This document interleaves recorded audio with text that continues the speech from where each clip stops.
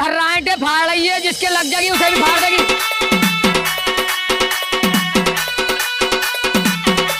प्यारी सिंह जद्दा वाली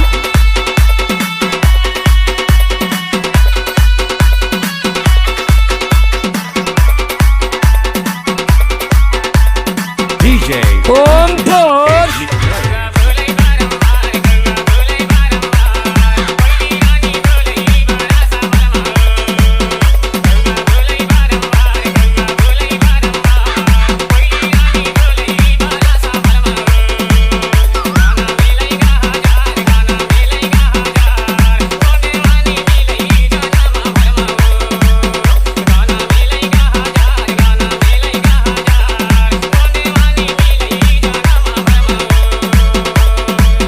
प्यारी सिंह जद्दा वाली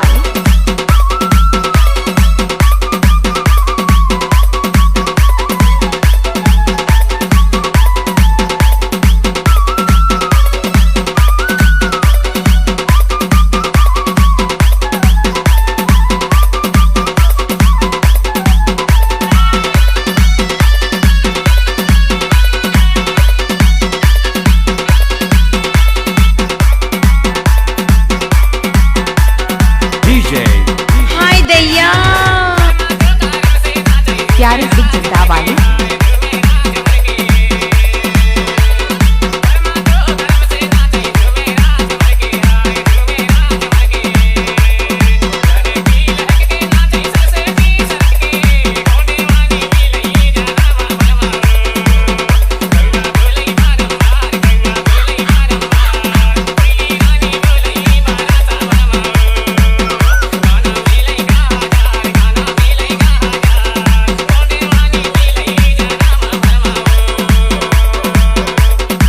प्यारी सिंह जद्दा वाली